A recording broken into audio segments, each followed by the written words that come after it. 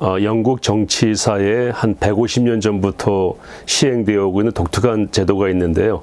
그 섀도우 캐비넷이라고 하는 제도입니다. 우리말로 옮기면은 그림자 내각 또는 그늘 내각 또는 잠정 내각 이렇게 표현할 수가 있는데, 영국은 당이 크게 두 개가 있죠.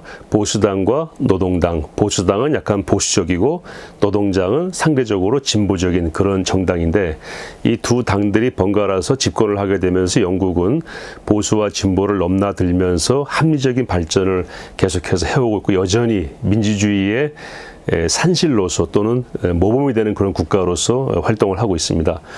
그런데 이 섀도우 내각이 뭐냐면은, 예를 들어서 보수당이 집권을 하게 되면은 노동당은 섀도우 내각을 꾸리게 됩니다. 다시 말해서 집권하지는 않았지만 잠정적으로 집권할 걸 예상하고 또는 기대하면서 각 내각의 장관들을 다 임명을 해요. 물론 정식 장관은 아니고 그 당 내에서의 장관이죠. 그래서 섀도우 내각, 그늘 내각이라고 합니다. 그늘 안에서, 그림자 안에서 미래를 집권을 준비하며 거기에 맞는 인물들을 세워서 학습하게 하고 정책을 내세우게 하고, 그 정책들을 지금 현 내각의 정책과 비교해서 국민들이 다음 정권을 선택하게 하는 그런 아주 굉장히 합리적이고 미래지향적이고 그리고 쓸데없는 정쟁이 필요 없는 그런 시스템을 보여주고 있는 것입니다. 그러다 보니까 야당이든 여당이든 정책을 위해서 실제적으로 국민들이 수용할 만한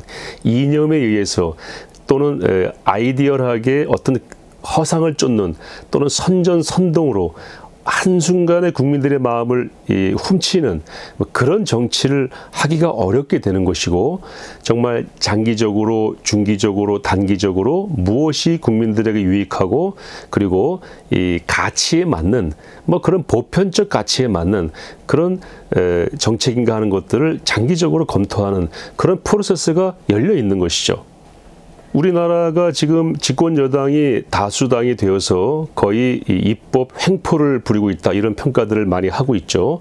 독주를 한다, 이런 표현도 하고 있고, 그리고 2, 3일 만에 법이 바로 시행에 들어가는, 거의 우리 헌정사상 보기 드물었던 그런 속도전으로 많은 법들을 밀어붙이고 있고, 국민 한 사람 두 사람이 아니라 국민 전체에 적용이 되는, 정말 이 정변에 해당이 되는 그런 입법 활동을 하고 있습니다. 어떻게 이것을 국민들에게 홍보하고 또 국민들에게 이것을 잘 알릴 것인가 하는 것들에 대한 고민이 많은 언론들도 가지고 있고 정치인들도 가지고 있는 것 같습니다. 저는 이렇게 제안하고 싶어요. 우리나라에도 이런 섀도우 캐비넷, 다시 말해서 그림자 정부 또는 그늘 내각을 빨리 만들어야 된다. 그래서 국방부는 국방부, 또 외교부는 외교부, 지금 정부가 하고 있는 이 내각이 하고 있는 그런 정말 많은 사람들이 혼란스러워하는 그런 정책들이 많이 있잖아요. 거기에 대비해서 우리가 집권하면은 국방은 이렇게 할 것이다, 외교는 이렇게 할 것이다, 주택 문제는 이렇게 할 것이다, 교육은 이렇게 할 것이다. 여당이나 정부가 내세우는 안을 쫓아가면서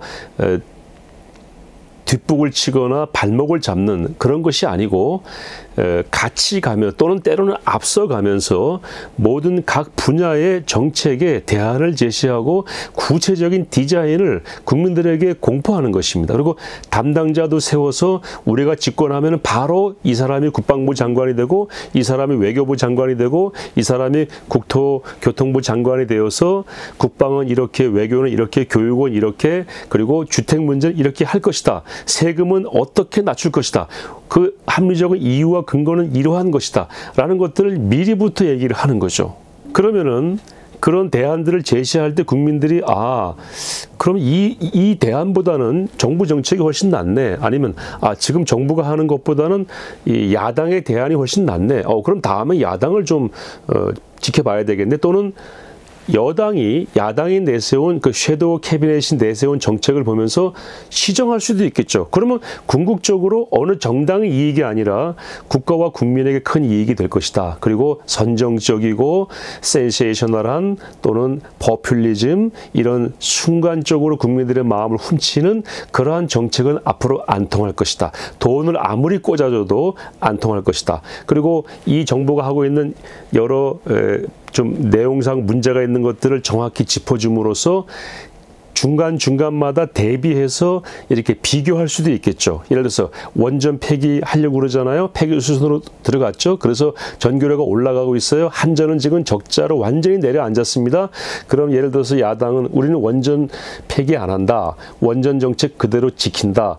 라고 주장을 하고 이 두 안이 섰을 때에 과연 어떤 것이 국민에게 유익이 있는가를 정권이 바뀌지 않는 상태에서도 정확하게 보여줄 수가 있습니다. 객관적이고 그리고 계량적으로 보여줄 수가 있습니다. 그러면은 국민들이 판단할 수 있고 이런저런 싸움을 하는 것이 아니라 정책과 그다음에 계량화된 사실에 입각해서 서로가 인정하고 서로가 윈윈하는 그러한 상태로 정치가 발전할 수 있지 않겠는가. 그래서 증상이 생긴 다음에 증상을 따라서 치료하는 대증요법이 아니고 원인 치료 또는 예방요법적 차원에서 정책을 내세울 수가 있겠고요. 그렇게 되면 이 온 국민을 안병동으로 몰아넣는 것이 아니라 온 국민을 피트니스, 체육관으로 이렇게 인도해서 건강하게 만드는 그러한 정치를 할 수 있지 않겠는가 하는 바람이 있는 것입니다. 이런 정책 경쟁을 하게 되면은 지켜보는 국민들도 마음이 편안해지고 정신적으로도 건강해질 것 같아요. 지금은 all와 nothing이잖아요.